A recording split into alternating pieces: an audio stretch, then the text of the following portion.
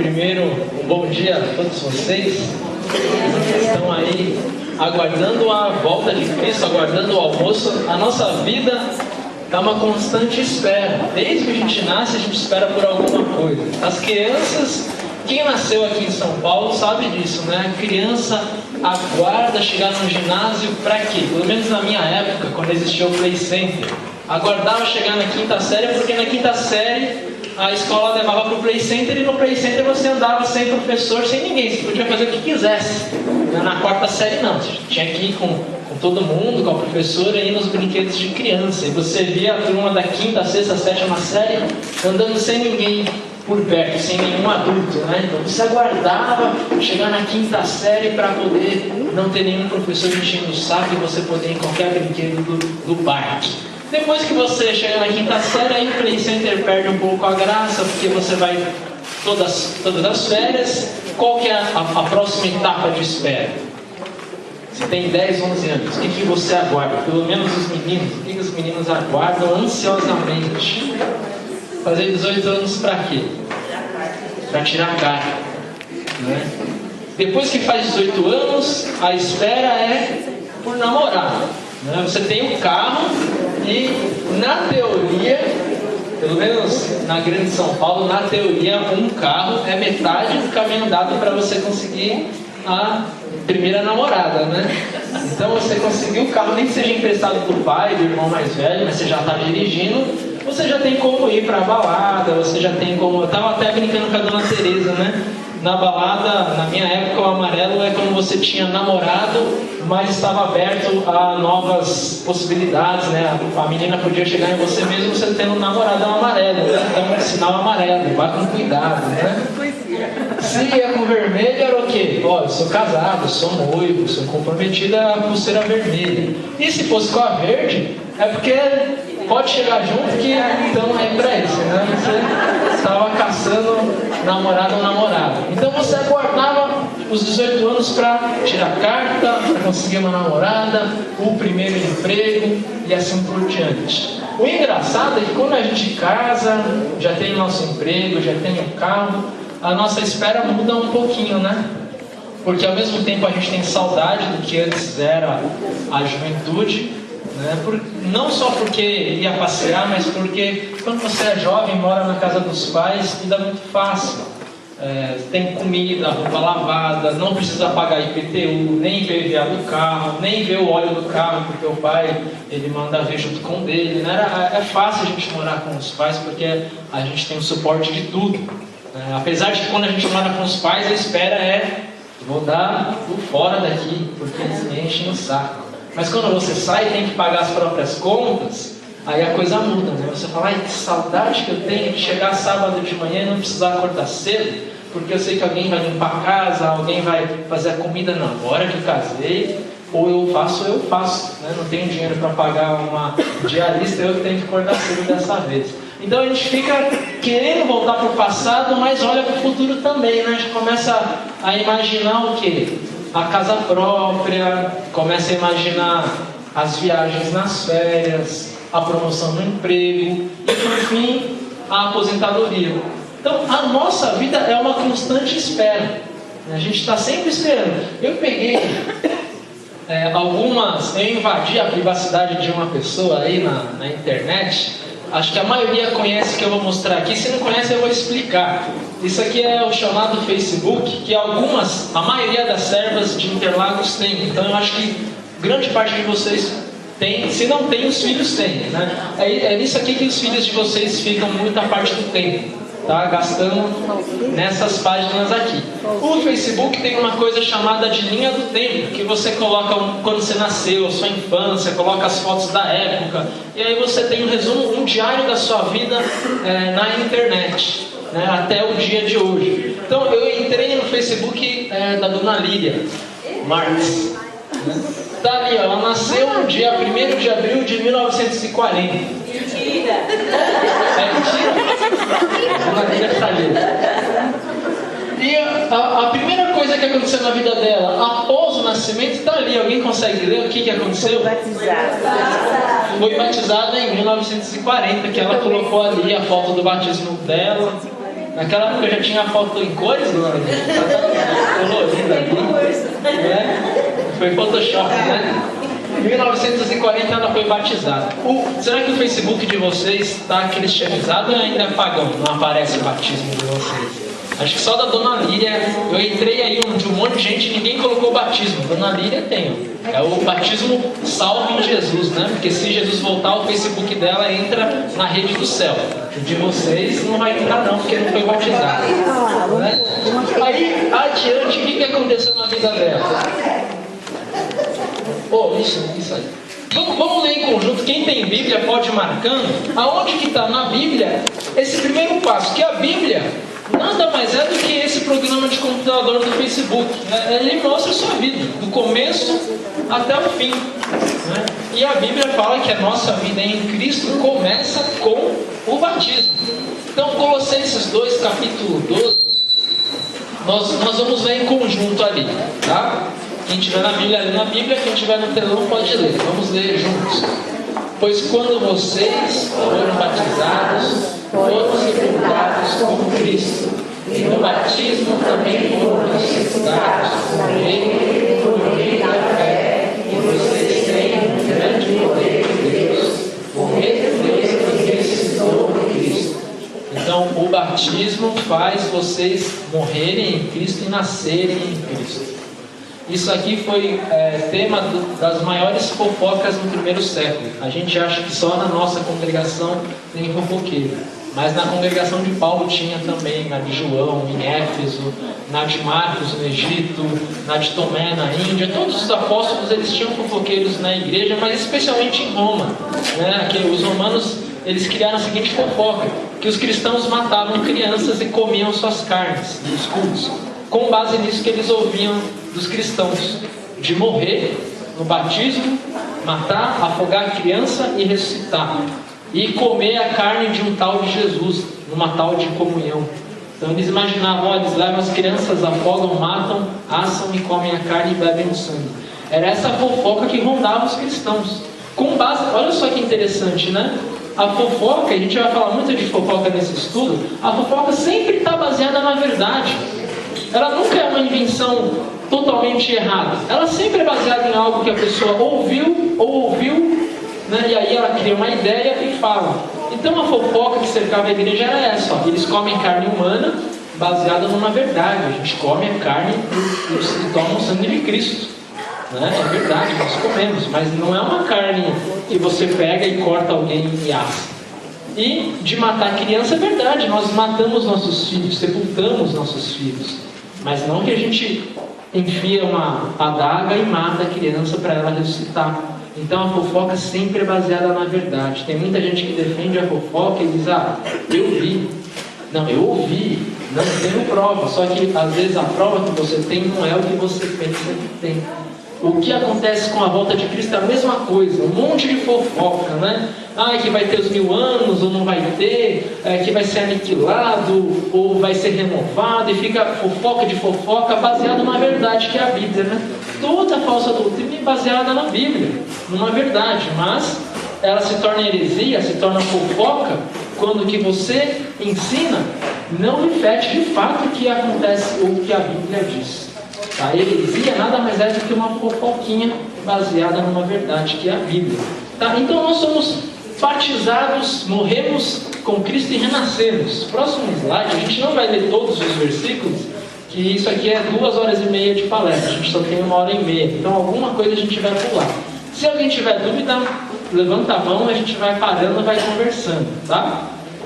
No Facebook da Dona Líria, na vida da Dona Líria, teve ali um culto comemorativo em Interlagos, que ela colocou que participou, mas ela colocou ali uma foto de alguma coisa ali embaixo, que é a Santa Ceia. Ela participou no mesmo domingo ali da Santa Ceia. Então, por que a Santa Ceia é importante? Porque a Santa Ceia é mais ou menos como a flor que o marido dá para sua esposa, ou o carinho que a esposa dá para o marido. A gente pode sempre, e a gente sempre vai querer, não basta uma vez. Né? Por que o marido todo dia tem que repetir para a esposa que a ama? Porque ela gosta de ouvir, mesmo que ela saiba. Por que o cristão faz oração, pede, se Deus sabe que você já vai pedir? Porque Deus quer ouvir você falar, Deus quer ver você ter contato com Ele. Por que a mãe quer que o filho e a filha que moram longe, que estudam fora, liguem toda semana? Não basta só uma mensagem? Não, pai e a mãe quer ouvir a voz da filha, quer ouvir a voz do filho. Deus também é a mesma coisa. A Santa Ceia é isso. Deus sabe que apenas o batismo e a palavra é suficiente para a salvação. Não precisa da Santa Ceia. Ninguém vai para o inferno se nunca tomar Santa Ceia. Mas por que Deus dá ainda a Santa Ceia também?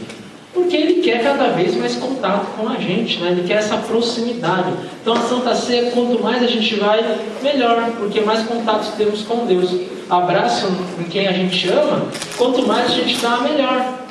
Então Deus também, Ele nos dá o abraço dele na Santa Ceia, né? O corpo e o sangue do seu Filho ali derramado na Santa Ceia por nós, tá? E isso faz o quê? Faz a gente ter um pequeno gostinho do que vai ser a volta de Cristo e a Nova Jerusalém, tá? Aí a gente retoma o Play Center de novo. Play Center, quando você vai de criança, você não tem liberdade, né? Você tem que ficar na fila com a professora, andar de mão dada, assim, de um lado com o outro, né? Dando mão para o coleguinha. Mas você consegue ver os outros se divertindo no kamikaze, em brinquedos que você não pode ir. A Santa Ceia é mais ou menos isso. Nós ainda não podemos usufruir de todo o céu, de toda a salvação, mas alguma coisa a gente já tem. É um gostinho do céu. A gente está aguardando, né, chegar no ginásio para daí andar no céu, na Nova Jerusalém total.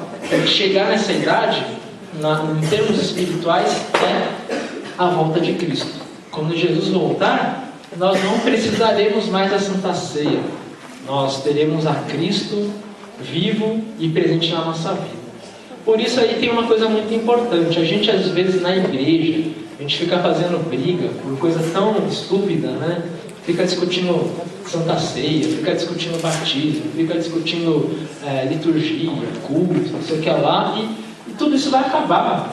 O culto é uma muleta, a Santa Ceia é uma muleta, o batismo é uma muleta que Deus colocou no mundo para que a gente capengasse, mas andasse na graça dele. O que é eterno mesmo, a única coisa eterna é a palavra dele. O batismo pela palavra é que tem valor. Sem a palavra, o batismo é só água, diz Lutero. A Santa Ceia, sem a palavra, sem a promessa, é água. O culto sem a palavra é água. O que está ao redor disso, que não está relacionado à palavra, se é verde, azul, preto, branco, brilhante, colorido, cálice comum, copinho, é muletinha, a gente está discutindo a cor da muleta. O importante é a muleta, que nos dá amparo. Agora a cor dela, se é de metal, de cerâmica, é isso aí irrelevante. Tanto que na Bíblia, as maiores discussões que nós temos, não tem o caráter que tem nas discussões da atualidade. A gente fica discutindo com os pentecostais se vai ser 1000 anos, se não vai ser 1000 anos, se vai ser arrebatamento, se não vai ser arrebatamento. O fato não só, Jesus vai voltar, e todos concordam com isso, que Cristo vai voltar. Às vezes a gente lembra aquelas crianças no parque de novo. A criança fica ali, uma com a outra olhando, os do ginásio, do colegial, no parque Viking ficam ali. O que será que sente quando faz assim? Eu acho que sente uma tontura. Eu acho que sente uma dor de barriga. Eu acho que sente um ventinho aqui dentro. Elas ficam brigando. E na verdade isso não é importante no brinquedo. O importante é a emoção que ele dá, né? Na igreja a mesma coisa. A gente às vezes tem que parar de ficar discutindo um detalhezinho, porque lá quando Jesus voltar aquilo não vai ter importância nenhuma. A igreja perde muito e perdeu já muito quando fica só nos detalhes. Aí a gente entra, por exemplo, num período da igreja chamado ortodoxia, onde se discutia se a oração de 10 minutos tinha o mesmo valor que 10 orações de 1 minuto. Teologia luterana, discutiu isso no seminário em Halle. É uma tese mesmo, acho que doutorado. O que é mais importante? Uma oração inteira de 10 minutos ou 10 orações de 1 minuto cada? Ou 10 pessoas orando por 1 minuto todas juntas? O que será que Deus ouve mais? E é irrelevante, né? O importante é falar com Deus. E quando a igreja discutiu esse tipo de coisa, deixou de fazer missão. Deixou de investir dinheiro para levar o evangelho para a África, para a Ásia, que é o de fato importante. Então, quando a gente vai estudar essa doutrina, né? Não vamos nos apegar aos detalhezinhos, né? Se a gente vai discutir com o pentecostal um dia, não entre nessas discussões de milênio. Fala assim, olha, não me importa se é 1000 anos, se já vivemos 1000 anos, o que importa é que Jesus vai voltar e quem tem fé vai para o céu, vai para a Nova Jerusalém. Eu, como luterano, tenho a minha posição, mas eu não quero discutir ela. Eu não acho importante ficar discutindo. Não, o importante é a gente se unir e proclamar a volta de Cristo, que todas as igrejas creem da mesma forma. Vamos adiante, então. Falamos da Santa Ceia, e ali em 1 Coríntios 11:16 está o que eu falei, né? É o gostinho do céu. Você ainda não tem totalmente aquela coisa maravilhosa, mas tem esse gostinho já. Vamos ler em conjunto. 1 Coríntios 11:26.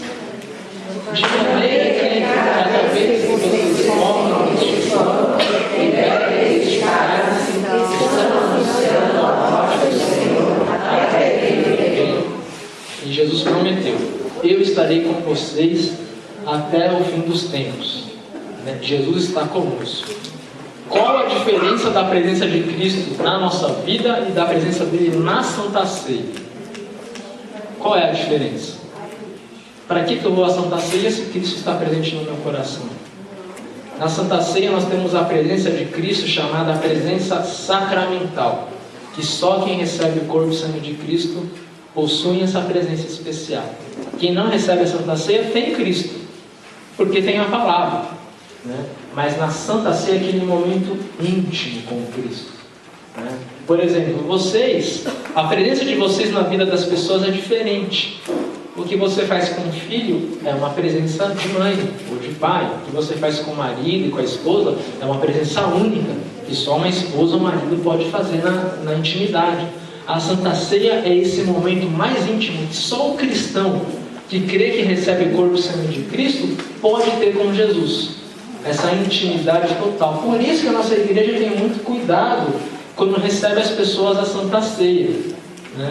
Porque para ter essa intimidade com Cristo é preciso saber o que eu estou fazendo lá, né? É preciso saber o que eu recebo na Santa Ceia. Não é uma questão de ficar discutindo coisinha, né? A gente às vezes acha, a igreja discute bobeirinha lá e aí fecha a comunhão, abre, né? Não, é uma questão de cuidado. Quem está indo, será que tem o devido preparo? Não é porque é mais santo, não. Será que sabe que tem a presença sacramental de Cristo? Ou vai lá só para comer um pãozinho, beber o vinho? Tá? Então esse momento é especial na vida do cristão e já você sente o gostinho do céu. Adiante. E no Facebook da Dona Líria não tem nada sobre o futuro. O Facebook ainda não ganhou o poder de ficar adivinhando o futuro. É isso que nós vamos passar a discutir agora. O que acontece no futuro?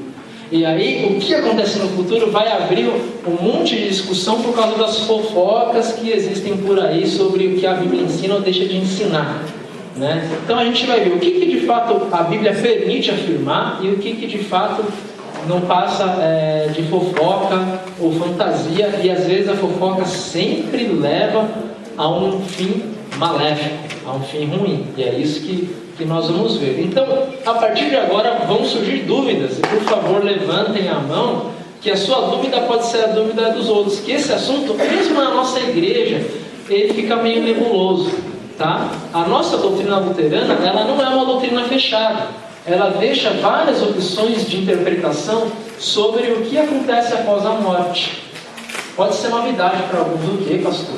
Eu achei que era uma posição única. Não, a verdade é que a nossa doutrina, ela deixa aberto, porque a Bíblia não fecha o assunto em vários pontos, né? O que acontece após a morte, vão para o céu, vão para o inferno, é o sono, a Bíblia deixa em aberto. E a nossa confissão luterana também deixa em aberto. É isso que a gente vai ver. Então, se tiver dúvida, levante, porque vai entrar em alguns pontos e de repente vocês vão dizer, isso não é luterano, né? Pastor, explica isso daí para ver se é bem luterano mesmo, tá? Se é o que eu aprendi no catecismo, tá bom? Então a gente vai adiante ali. Aí eu vou fazer uma brincadeira aqui, né? A primeira pergunta é, o que é a morte? Está lá a separação do corpo e da alma. E eu tenho aqui umas coisas que eu gosto, né? Que é as balinhas. Então, eu vou fazer algumas perguntas e quem tiver a coragem só de responder certo ou errado, e a maioria das respostas não tem pergunta, nem não tem resposta certa ou errada, só para a gente pensar, vai ganhar a balinha. Se ninguém responder, a bala vai ficar para mim e eu vou comer. Então, se vocês não responderem, vocês vão fazer um favor para o meu estômago, né? Mas eu quero que vocês respondam para me ajudar aqui na palestra, né? O que significa essa separação do corpo e da alma? O que é corpo e o que é alma? Quem quer dar um chute? Vai ganhar uma bala cartelão. Oi? A matéria e o espírito. A separação da matéria. A matéria seria o corpo e a alma seria o espírito, né? É exatamente isso que a Bíblia fala, né? A separação do corpo e do espírito. Aí se é alma, se é espírito, não é muito importante essa discussão. É igual discussão, eu vou mexer com as mulheres. É discussão de mulher, dizer se é vermelho ou grená. É a mesma coisa. É a mesma coisa. Se é alma, espírito, psique, mente, para a Bíblia é a mesma coisa. Aí de novo vai ter um monte de teólogo que vai fazer tese de mestrado para dizer o que é alma, o que é espírito, o que é mente, o que é psique, e as teorias, e gasta dinheiro da igreja e faz, né? E não é importante essa discussão. Quando o Deus revelou a Bíblia para Moisés, para Paulo, Deus não estava ensinando a eles o que é um, o que é o outro. É a separação do corpo material e do que não é material. Seja ela alma, espírito, sopro de vida, é o que não é material. Tá? Que Deus nos colocou e nos deu vida. Quando se separa o corpo e a alma, morreu. Próximo slide. Tá? Nós temos isso em alguns lugares na Bíblia. Primeiro nós temos ali, quando Estevão morre, ele diz ali, né, Senhor Jesus, ele foi apedrejado e ele diz, Senhor Jesus, recebe o meu espírito. Quando Jesus morreu, Jesus também diz isso. Pai, nas tuas mãos entrego o meu espírito, ali em Mateus 27:50. E Jesus, clamando outra vez com grande voz, entregou o espírito. Isso é a morte. Para a gente não ficar dúvida, uma pessoa perguntou para mim, Pastor Mário, quando Jesus morreu, quer dizer que a parte humana dele morreu e a divina, que é o espírito, ele entregou para Deus? Aí eu pergunto, é isso mesmo ou não é? O corpo era a natureza humana e o espírito era a natureza divina. O que morreu foi a natureza humana e a natureza divina Jesus entregou para o Pai. É ou não é? Alguém teve coragem de falar que é. Quem acha que não é? Alguém acha que não é isso? Eu acho que não. Eu achei assim que tanto a natureza humana tem as duas partes e a divina também. Muito bem, exatamente, né? O corpo de Cristo é humano e divino ao mesmo tempo. O que morreu na cruz foi Deus e homem. Deus morreu na cruz, tá? E o Espírito de Jesus é humano e divino. Não é a separação entre o que é Deus em Jesus e o que é homem. Não é assim, corpo de Jesus humano, Espírito é divino. Vamos ver se a gente entendeu bem isso, que isso é importante para a gente continuar. A bala. Eu achei que ia roubar a bala dela, mas ela pegou a bala. Ela lembrou, né? Estava logrando, dizem lá no sul, estava logrando ela, né? Muito bem, vamos ver se a gente entendeu isso, que é bem importante. Eu posso falar que Maria é mãe de Deus? Então, Theotokos, mãe de Deus, geradora de Deus? Mas vamos raciocinar, se o corpo de Cristo é Deus e homem, Maria deu a luz a quem? A Jesus. Jesus é Deus ou não é? Então Maria é mãe de Deus ou não é? Maria é mãe de Deus, tá? Isso é uma discussão antiga na igreja cristã e os luteranos, olha só, né? Nós luteranos assinamos isso. Maria é mãe de Deus, porque Jesus é Deus. A questão não é adorar Maria, a questão é o que nasceu, quem que nasceu de Maria? Deus nasceu de Maria, Jesus é Deus, Maria é mãe de Deus. Não quer dizer que a gente tem que adorar Maria, tá? Mas o corpo de Cristo, que foi concebido pelo Espírito Santo e Maria gerou, aquele corpo no ventre já era Deus, o corpo, e o Espírito também. E o Espírito também era ser humano e o corpo também era ser humano. Jesus é a contradição, é o paradoxo bíblico em pessoa. Então quando Jesus voltar, vai voltar homem e Deus. Quando a gente come o corpo e sangue de Cristo na Santa Ceia, a gente come o corpo de quem é Deus e é homem ao mesmo tempo. Tá? Isso para frente vai esclarecer melhor. Tá? Se alguém tiver dúvida, levanta. Pode falar, pastor. Eu não entendi muito isso daí não. Porque é importante entender isso. Tá? Adiante. A Bíblia, quando fala em morte, para os cristãos, ela usa nomes doces, como partir em paz.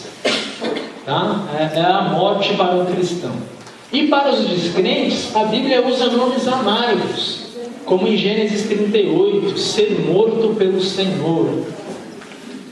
Então, essa diferença é muito clara na Bíblia.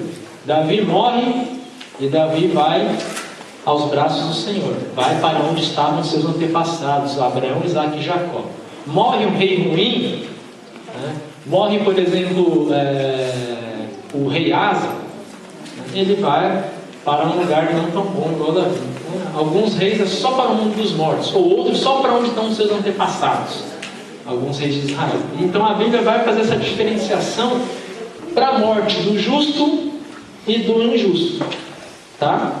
Muito bem. Deu para entender isso, né? Essa diferença. E isso vai trazer para nós por que para o cristão a morte não é tão aflitiva e para o não cristão é. Quem é luterano de berço não percebe. Já acabou. Quem é luterano de berço não percebe essa diferença, mas quem vem de outra religião sabe. Um funeral luterano e um funeral budista, espírita, seja lá o que for, sabe a diferença. Eu venho de família budista, católica mesclada, e o funeral budista era aquela coisa meia boca, porque vai reencarnar, vai aparecer o espírito um dia, então não tem aquela a pessoa foi, tem tristeza e tal, mas faz as missas ali certinho, reúne, acaba até virando um chá, né, em família, porque a pessoa vai reencarnar, ela vai viver do meu lado, em casa, vai me aconselhar. O kardecismo é a mesma coisa, né? Você vai lá ver que o pessoal não morreu, vai voltar um dia, né? Apenas se completou esse ciclo. Vai para algumas outras religiões que é aquele desespero, foi para o inferno, acabou, chora, quer se jogar no caixão, porque eu tenho que falar as últimas coisas que eu não falei para a pessoa, né? Pinta aquele desespero. O luterano não. O luterano sabe que vai se reencontrar com ela, não uma reencarnação. Vai reencontrar com a pessoa que morreu, que tem um nome, que nasceu num dia e morreu no outro. E falar que vai reencontrar numa encarnação futura não é encontrar a pessoa. Eu não quero que um dia a Camila seja a minha irmã, na outra vida lá, né? Ou já pensou em descobrir, Camila foi minha mãe, eu vou dizer, ó, então eu não quero mais, eu quero divórcio. Você foi minha mãe na outra, há 1000 anos atrás, não, aí não serve. Então reencarnação não é a chave para o consolo, não consola. Reencarnação não consola ninguém. O que consola é a ressurreição. Tá? E aí a gente entra para a primeira parte. Falar sobre a morte. A gente sabe que nós morremos, mas por que nós morremos? Quem aí tem a coragem de falar por que nós morremos? Morremos por causa do pecado? Será que é isso? A senhora é aluna nota 10 aí? A dona Alaide, né? Alaide? Vamos ver por que nós morremos, Camila? Nós morremos porque o pecado, como uma doença, entrou na humanidade, que está em Romanos 5,12. Né? A morte se espalhou por toda a raça humana porque todos pecaram. E esse pecado entrou por um só homem. Então a morte é igual um vírus, tá? Ela entrou na natureza humana. Mas a morte e o pecado não fazem parte da natureza humana. A natureza humana, ela em si não é impura, ela é pura. O pecado não se misturou igual você faz com o Nescau e o leite. Não, o pecado é igual o óleo na água. A natureza humana é límpida ainda. Só que o óleo ali já estragou tudo. Né? Mas há uma diferenciação entre o que é pecado e o que é natureza humana na Bíblia. Tá? Só que esse pecado que entrou e contaminou a natureza humana, né, ele causa morte. Porque todos nasceram assim. Todos pecaram. E por isso necessitam da graça de Deus. E o salário do pecado é a morte. Se você pegar um biólogo, você vai ver que ele vai falar assim, ó, não há razão para morrermos. Se você pegar uma pessoa que estuda genética, a genética diz, ó, o DNA, ele a princípio foi feito para viver para sempre. Só que cada vez que se reproduz, ele vai perdendo um pouco do vigor. É um negócio chamado telômero, né, que é um negócio que ajuda na divisão, e a cada divisão da célula aquilo vai diminuindo. Por isso que nós ficamos velhos. A princípio não era para diminuir, era para ficar. Nós éramos para sermos eternamente jovens, pelo que nós temos na nossa genética. Por isso o ser humano, mesmo quem não é cristão, não foi preparado para a morte. Né? Eu mesmo, falando com a Camila, eu digo assim, eu sei um pouquinho agora do que é a morte, porque eu vou jogar bola, o meu joelho já não é mais o mesmo. Eu falo, mas que desgraça. Pô, eu tinha 25 anos, faz 5 anos que eu corria mais do que qualquer jovem da paróquia, e ele tinha fôlego para continuar jogando, era o último a sair, era o primeiro a levar a bola e não queria perder. Agora não, agora eu tenho que vou sair esse jogo que meu joelho tá doendo um pouquinho. Por que o joelho está doendo? Não foi feito para doer. Quando a gente começa a ter esses primeiros problemas de saúde decorrentes do uso da máquina, que a gente cai a ficha. Opa, eu de fato não sou eterno. Né? A mulher acho que é ainda pior, né? Porque a mulher, de repente, chega nos 25 anos, aparece a primeira ruguinha lá, ela já encara o fato, estou envelhecendo. Né? A Camila às vezes fala, quando eu tiver ruga como é que é? Celulite? Eu não sei como é diferença de celulite para estria. Não sei a diferença de celulite, estria, ruga, para mim é a mesma coisa, né? Vai continuar. A gravidade começa a fazer efeito, né? Você vai continuar gostando? Por quê? De repente, nunca perguntei para ela, de repente ela vai falar aqui, será que ela viu alguma coisa no espelho que vai denunciando a idade que nem eu vi, né? Falei para mim que parece que tem 15 anos ainda. Novinha, né? Tá? Então, a mulher de repente já tem essa noção da morte ou da velhice antes. O homem não. O homem só vai ter essa noção quando ele quebra a perna pela primeira vez, quando desloca o ombro pela primeira vez, que tem que ficar sem jogar futebol. Aí ele vê, eu não sou indestrutível, eu quero. Aí eu fui aprender isso muito velho, com 23 anos. Até lá eu pulava, fazia, dava carrinho no futebol até deslocar o ombro. Aí depois que eu desloquei o ombro, eu penso 2 vezes antes de dar uma dividida, porque eu sei que meu tornozelo não é inquebrável mais não, que eu vou quebrar se eu continuar entrando firme. Tá? Então a morte não estava prevista no nosso manual, tá bom? Adiante, já que nós morremos, todos nós estamos sujeitos a isso, né? Mas para o cristão não há razão de terror. Verdade. Por que nós não precisamos ter medo da morte? Será que a gente não precisa ter medo da morte mesmo? Eu tenho. Não é o final. Não é o final, né? Mas ninguém. A senhora não tem medo da morte, não? Não. Não tem mesmo. Não adianta ter medo. Pega lá uma faca lá, vamos. A verdade é que todos nós temos medo da morte. Eu tenho medo de morrer. Eu não quero sofrer dor na minha morte. Eu quero, sei lá, morrer do livro. Assim como eu vou no barco viking ali, no Hopi Hari, sei lá onde, eu sei que eu não vou morrer, que não vai acontecer nada, mas eu tenho medo, porque vai ter aquela sensação, né, ruim. Ou, por exemplo, o medo é muito fácil de distinguir. Quem é que nunca quebrou o vaso da mãe? Quem é que nunca quebrou a janela jogando bola dentro de casa? A menina, minha irmã, deixa eu ver lá, perguntou. Quem é que nunca usou a maquiagem da mãe e estragou tudo? Né? E você não fica com medo? Mas a sua mãe vai te matar? Ela vai cortar sua mão? Você sabe que ela não vai fazer nada disso. No máximo uma bronca e um castigo. E por que você tem medo? Por que você esconde o batom lá quando era criança? Porque você não quer sofrer, mas você sabe que não vai. Você sabe que fez coisa errada. A morte é a mesma coisa. Você sabe, o cristão sabe que morre e vai para o céu. Assim como a criança sabe que vai ficar de castigo, vai apanhar, mas a dor vai passar. E o castigo um dia vai acabar, mas ela tem medo do castigo, mesmo sabendo que vai acabar um dia. O cristão, a morte é a mesma coisa. a gente tem um receio da morte, porque nós não estamos preparados para morrer. Quem disser que está preparado para morrer, acho que na verdade não está. De repente desistiu da vida.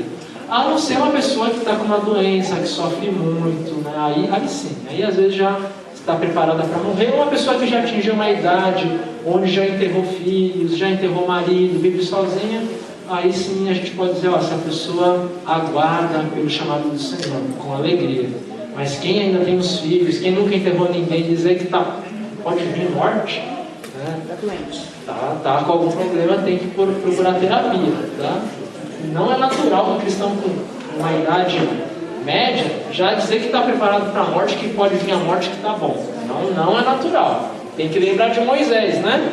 Moisés no alto do monte Tabor, né? Ele disse o que para Deus? Deus, eu não quero morrer. Eu tenho só 120 anos. Eu quero descer lá e conquistar Jericó. Eu não estou pronto ainda. Essa é a atitude do cristão. Dizer, Deus, eu quero continuar vivendo.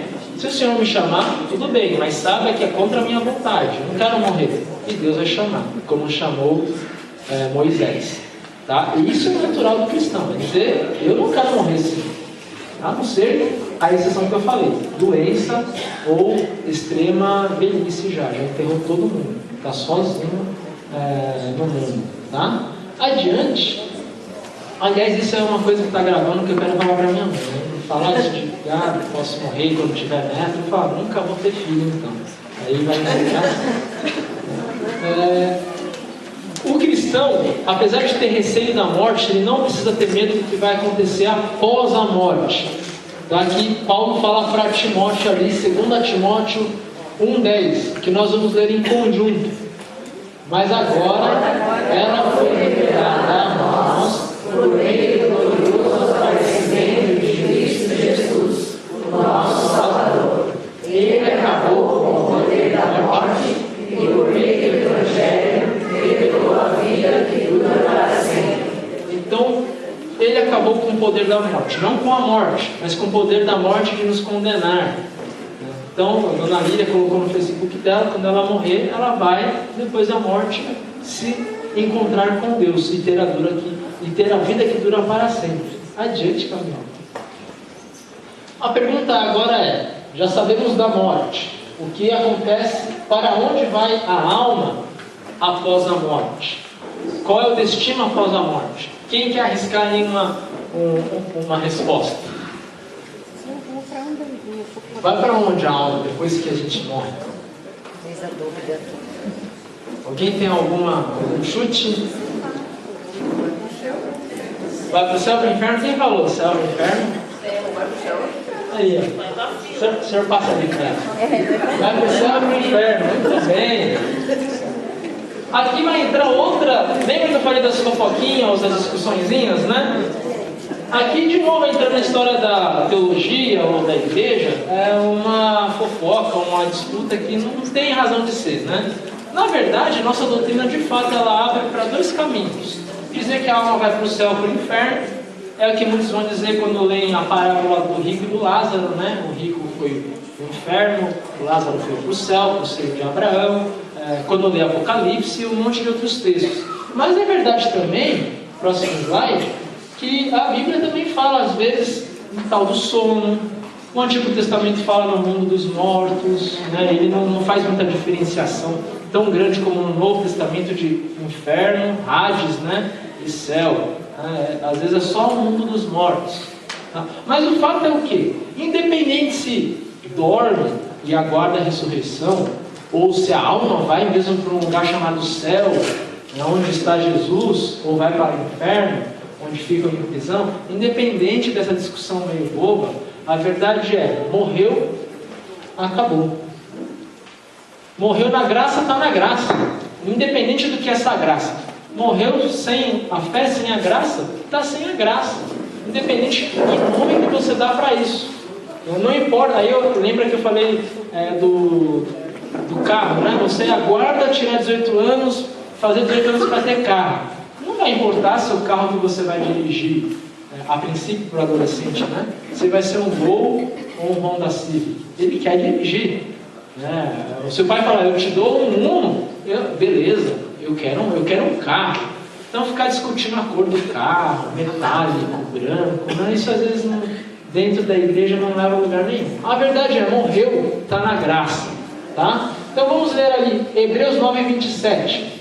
Cada pessoa tem que morrer de uma vez só e depois ser julgada por Deus. Em Provérbios 11:7, quando o perverso morre, a sua esperança morre com ele, a esperança dos maus cai na nada. Então a Bíblia é clara nesse sentido. Após a morte ali, não há possibilidade de você fazer transferência entre céu e inferno. Não há uma estação da Sé que unifica essas duas linhas, tá? A estação da Sé é aqui quando você está vivo. Aí você vai para um lado, linha 1, vai para o outro lado, linha vermelha. Você está vivo, saiu da estação da Sé, tomou o trem para Jabaquara, já era. Não tem como voltar para a Sé. Ou entrou no trem em direção à República, já era, tá? Então a vida é o momento da baldeação, exatamente. Depois, acabou. Aí a parábola do rico e do Lázaro, adiante, Camila, ela é clara, né? Ela fala ali, ó, quem está aí não pode falar com quem está aqui. E aí a gente faz uma inferência, né? Faz um raciocínio. Então quem está nesses dois lugares, ali, do rico e do Lázaro, também não passa para cá para alertar os vivos, né? Nem os vivos têm como ir lá no inferno, no céu, mandar mensagem, fazer oração para a pessoa mudar o estado dela de graça ou de desgraça. Tá? Então, morreu, terminou. A Bíblia é clara quanto a isso. O estado da alma após a morte a gente falou, céu, inferno ou sono. Adiante, é uma discussão boba. Tá? E aí Paulo, ele fala ali em Filipenses 1:23. Tá? Vamos ler ali esse texto do meio, da carta aos Filipenses. Estou cercado pelos dois lados, pois quero muito deixar essa vida e estar com Cristo, porque é bem melhor. E adiante, Camila. Então, estar com Cristo, adiante, é o que importa. Tá? Aqueles textos do rico e do Lázaro que eu falei, mostra a ideia de céu e inferno. Mas aonde que mostra a ideia de dormir também? 1 Coríntios 15:18. Vamos ler juntos. E ainda mais os que dormiram em Cristo pereceram. Tá? Dá uma ideia de que de fato há um sono. Então, para mim é uma questão de linguagem. Né? Se é sono, se está no céu, no inferno, não importa. Importa que está em Cristo. Está nas mãos do Pai. Tá? E isso é o mais importante. Então é uma discussão que a gente não vai... Alguém tem alguma dúvida sobre isso? Então não discuta com seu filho se ele falar, o vovô dormiu. E nem com a sua nora se ela falar, não, ele está no céu, ele está falando com Jesus, jogando futebol, comendo maçã ali, espiritual. Não entra nessa discussão. Está em Cristo. Está em Cristo. Tá bom? Adiante. Vamos ver o que os reformadores falam sobre essa discussão. Vamos ler Lutero aqui. É verdade divina que Abraão, depois da morte, vive com Deus, servindo e com ele governa. Todavia, que espécie de vida vem esta, se ele dorme por estar disperso, lá isto é outra pergunta. Como a alma descansa, não devemos saber. Certo, porém, é que ela, se ela dorme, se ela está ativa, acordada, não importa. Certo é que ela vive ao lado de Deus. Isso escreve o reformador Lutero. Tá? Adiante. Eu vou abordar o purgatório. O purgatório é outra fofoquinha, lembra? De novo, fofoquinha, com base numa verdade. Né? O purgatório, ele é uma invenção da igreja, na época medieval. E não vamos cair naquele discurso evangélico que era para ganhar dinheiro, que não é verdade. Não foi para fazer missa de sétimo dia que surgiu, não. Né? O purgatório surgiu porque o povo lia Apocalipse, e lá em Apocalipse tem o coro dos mártires, né? Até quando, Senhor, até quando? Né?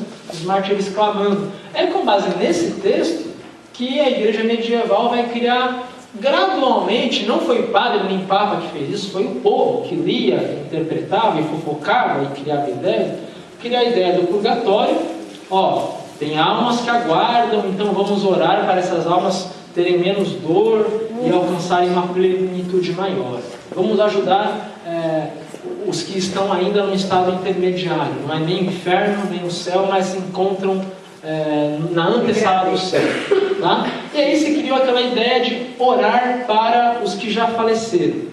Né? Orar para esses mártires. Por quê? Porque Apocalipse diz que os mártires estão clamando lá, né? Até quando, Senhor? Estão intercedendo, digamos assim, pelos vivos. Mas isso é uma leitura bem radical. Então é com base no texto bíblico que é verdadeiro que se cria a fofoca. É o purgatório, que os mortos intercedem pelos vivos. Tá? Então, se a gente ficar discutindo demais os pequenos detalhes, é nisso que chega. A gente começa a criar as nossas próprias ideias. E as nossas próprias ideias, por mais que às vezes usem a Bíblia, elas muitas vezes não são corretas. Tá? Adiante. Alguém tem alguma dúvida aí do purgatório? Não? Vamos ler ali os 3 pontos em vermelho decorrentes do que Jesus disse para o ladrão na cruz. Jesus disse para o ladrão na cruz, hoje você estará comigo no paraíso. Então, ponto 1. Sofrimento humano não purga ou não paga o pecado cometido. Porque aquele homem, o ladrão na cruz, ele não pagou nenhum pecado. Ele não teve tempo de fazer nenhuma obra santificada. Ele morreu condenado. Tá? E mesmo assim ele recebe a promessa de Jesus de estar no paraíso. Né? A fé também não paga pecados. Sabia que a fé não paga pecados? Você não pode dizer, eu tenho fé, eu pago meus pecados com a minha fé.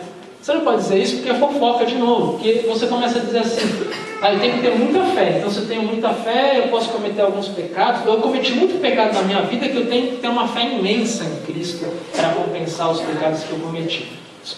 A fé não paga os pecados. A fé não paga. Só Cristo salva e paga pecados. Ninguém é salvo por causa da fé. Ninguém é salvo por causa da fé. Você é salvo por causa de Cristo. A fé é o meio que você recebe essa verdade.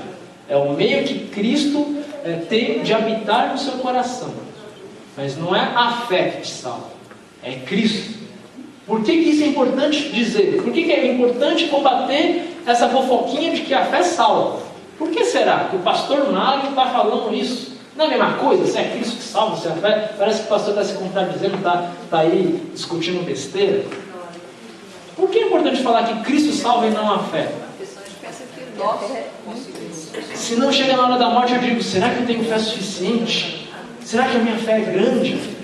Será que a minha fé, será que eu tenho fé, Senhor? Será que eu não peguei contra o Espírito Santo? Mas se eu digo assim como Lutero diz, Cristo me salvou. Cristo fez tudo. Eu fui batizado por Cristo.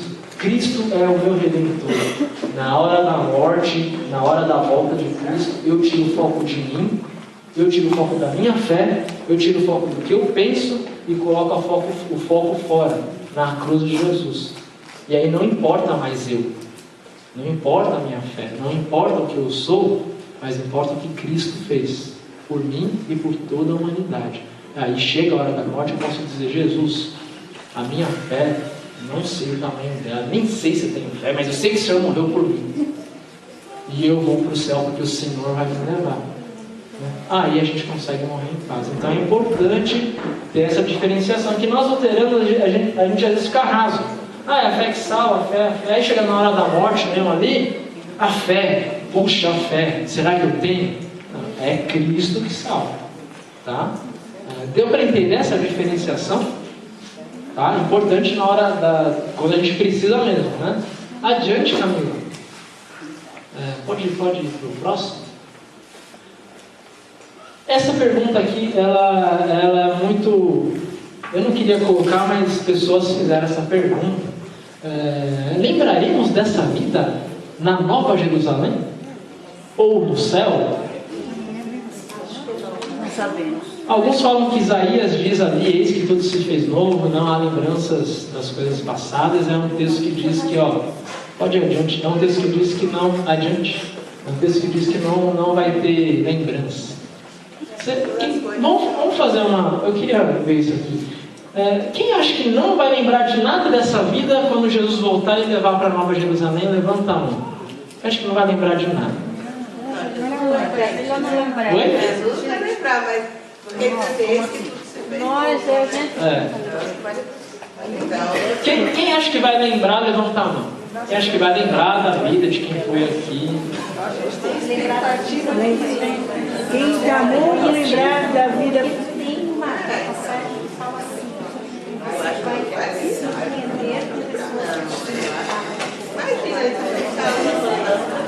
Alguns falam, né, não está na Bíblia, mas é um pensamento que tem, né, de que vai surpreender com algumas pessoas que estarão lá na Nova Jerusalém. Mas olha só, o texto de Isaías não está dizendo que vai ter uma amnésia espiritual. Eis que tudo se fez novo, não há lembrança das coisas passadas.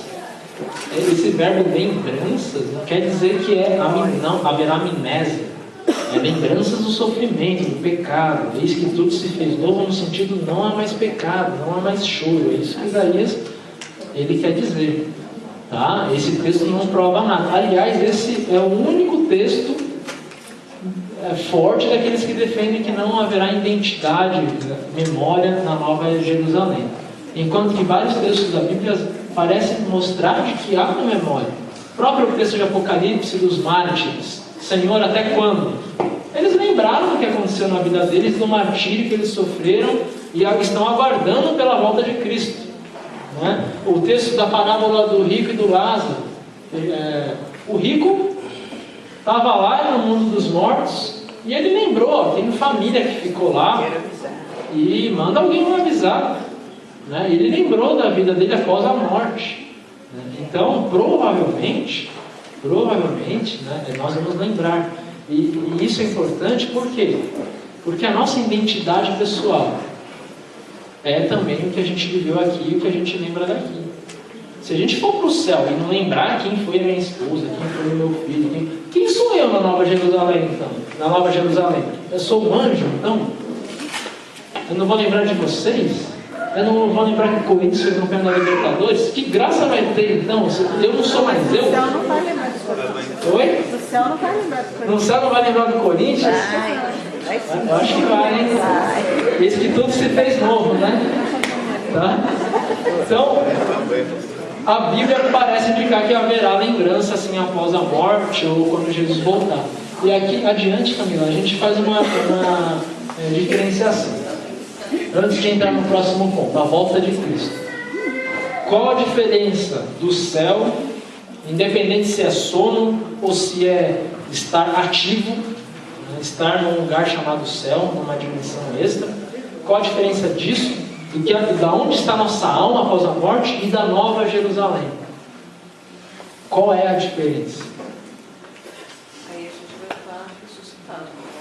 A Nova Jerusalém, nós estaremos ressuscitados. Mas importa essa diferenciação ou de novo é a fofoquinha? Ficar discutindo se o anjo Gabriel é mais alto que o anjo Miguel. E se o anjo Rafael de fato existe ou foi uma invenção. É importante lembrar? É importante lembrar. Sabe por quê? Quem já perdeu alguém na família sabe disso. Você está lá no velório, chorando ali, aí chega alguém e diz, a irmã, sua mulher, sei lá, está no céu. Consola, mas consola pouco. Porque se eu estou chorando ali, no caixão do meu filho, não é porque eu duvido que ele está no céu. Por que eu choro no enterro do meu filho que morreu cristão? Pela separação. Pela separação. Como você está separado de alguém, qual que é o verdadeiro consolo? É dizer, ele está bem nos Estados Unidos, está fazendo intercâmbio. Não consola a mãe. Qual é o consolo da mãe que tem um filho longe? Ele vai voltar daqui a um ano. O consolo verdadeiro é esse. Olha, esse corpo que está aqui vai voltar à vida. E você vai abraçar o seu filho novamente. Esse cabelo que está aqui, essa boca que te beijava, vai voltar a te beijar um dia. Quando Jesus voltar e nos levar a Nova Jerusalém. Esse é o consolo na hora da morte. De repente não console tanto, mas é um consolo muito mais vivo que você falar, a alma dele está no céu. Aí às vezes dá vontade de falar, isso eu sei, conta uma novidade para mim. Eu sei que ele está no céu. É óbvio, senão não estaria sepultando meu filho como cristão. Mas o consolo é ouvir de alguém, olha, esse corpo voltará à vida. E você vai abraçar o seu filho novamente. Você vai sentir calor. E nem adianta falar para amanhã, um dia você vai encontrar ele no céu. Também não é consolo, porque a mãe não quer morrer. Se fosse consolo dizer, seu filho está no céu, então você vai, quando morrer, vai encontrar ele no céu. Então, se fosse consolo verdadeiro, a mãe ia dizer, então me mata. Me mata que eu quero ir lá com ele agora. Não. Alguém que enterra uma pessoa diz assim, me mata, porque aí eu vou encontrar com ele agora. Não é esse problema de ver a alma no céu, abraçar a alma no céu. É de encontrar novamente. E nesse ponto a Bíblia é clara. O corpo humano é importante. Lembra? Aí vem de novo. Lembra quando a gente falou se Maria é mãe de Deus ou não? Por que a gente falou que Maria é mãe de Deus? O corpo de Cristo é o quê? É só a parte humana ou a parte divina também? O corpo de Cristo é homem e Deus, né? O Espírito de Cristo é humano e divino. O nosso corpo, assim como o corpo de Cristo, ele não é só uma casquinha não, ele é importante também. Por isso que quando Jesus voltar, nós vamos ressuscitar. E quando o apóstolo Paulo fala em corpo espiritual, muito luterano entende isso errado, acha que é um corpo que não dá para pegar, é um corpo que quase um espírito, dá aquela ideia assim de um espírito, um fantasma que encosta nas coisas e derruba. E não, é corpo mesmo. Jesus não ressuscitou, a ressurreição de Jesus não foi com o corpo. Ele não comeu peixe, ele não comeu mel. É um corpo, então, só um espírito? É um corpo, tá? Células, vida. Quando Ezequiel fala da ressurreição do vale de ossos, ele descreve: o osso se levantou, veio os tendões, os músculos, a pele recobriu e as pessoas voltaram a respirar. Essa é a ressurreição, é corpo. Por que corpo espiritual? No sentido de que não haverá mais pecado e marcas da maldição do pecado. E nós não morreremos mais. Tá bom? Aí tem gente que uma vez perguntou: pastor, vai ter churrasco no céu? Se Deus quiser, vai, né? Se Deus quiser, vai ter churrasco. Vamos ter banquetes no céu. Né? Eu não sei, a Bíblia não fala, não entra nesse pormenor, né? Eu não sei se a gente vai necessitar de fato comer no céu, apesar de ter corpo, né?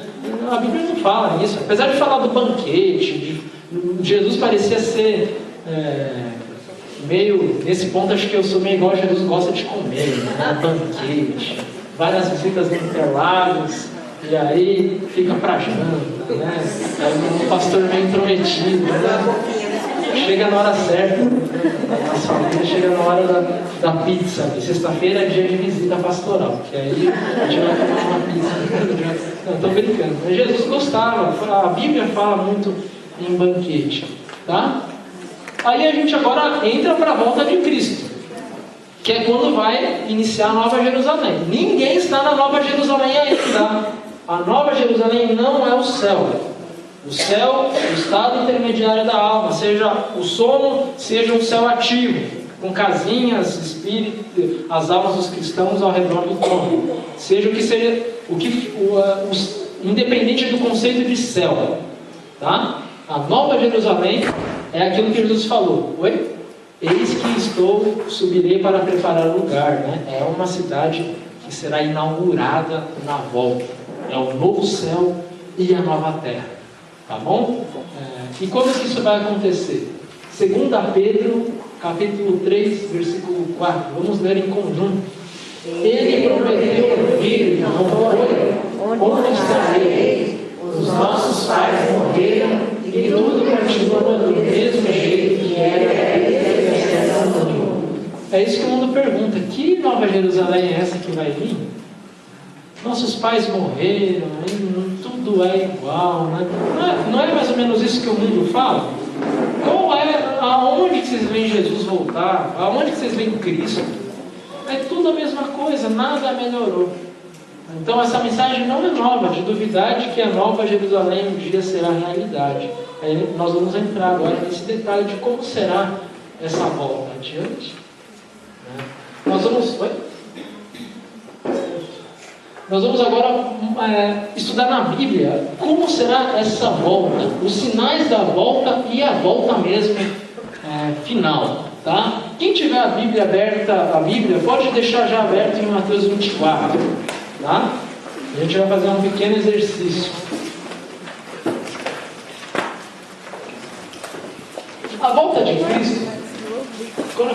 jovens, isso era engraçado, que era mais ou menos igual esperar pela Libertadores. Né? Eu vou ter que mudar a comparação, porque a Libertadores do Corinthians já veio. Eu vou ter que, acho que, comparar com o Palmeiras. Né? É igual quando o Palmeiras ganhar Mundial. Ou quando o São Paulo conseguir de fato lotar o Morumbi em algum jogo que a torcida não vai. Né? Ou quando o Flamengo ganhar a Libertadores novamente. Né? É mais ou menos essas esferas longínquas. Né?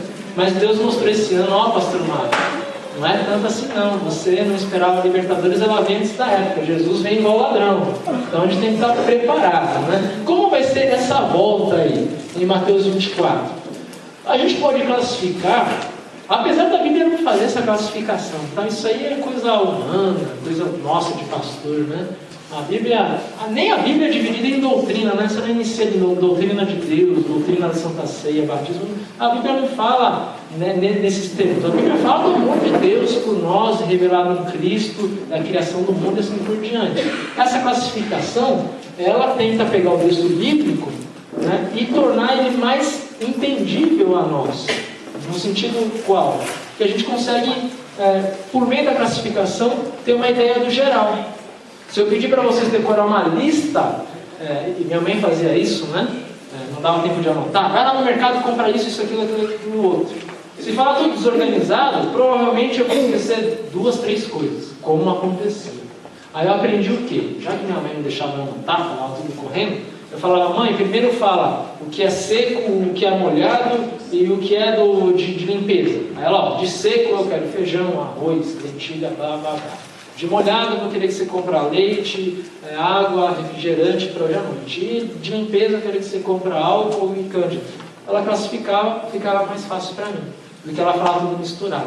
A Bíblia traz assim a lista misturada. Isso aqui a gente vai tentar então torná-la mais clara para nós, tá? Então, os sinais da volta de Cristo são de 3 tipos. Sinais na natureza, né? Nas leis da física, sinais na vida da igreja, então sinais internos nossos, sinais na política do mundo e na vida do ser humano, reinos, nações e filosofias. Então a gente vai fazer o seguinte exercício. Vocês têm o texto de Mateus 24 aberto, e vocês vão tentar classificar esse texto. Eu vou dar 5 minutos, então não precisa fazer perfeitamente. Classifiquem o que é sinal na natureza, classifiquem o que é sinal na vida da igreja e o que é sinal na política do mundo.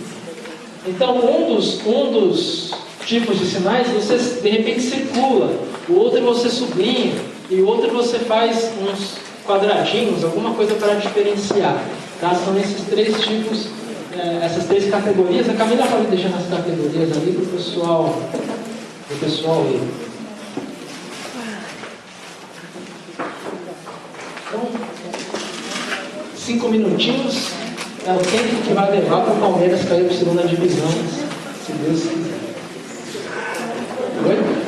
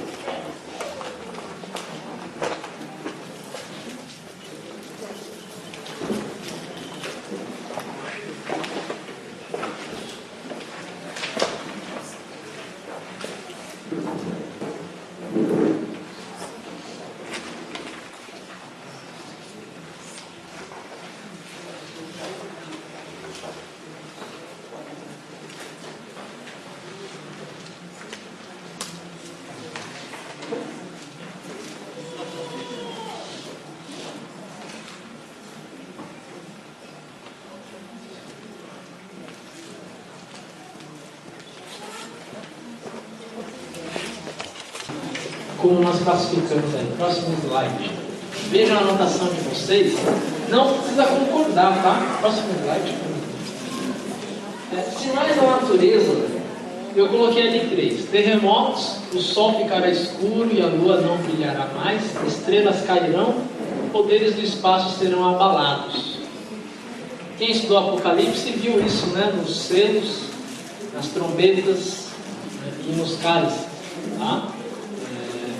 Os primeiros sinais geralmente são sinais cósmicos, né? Abala-se o espaço.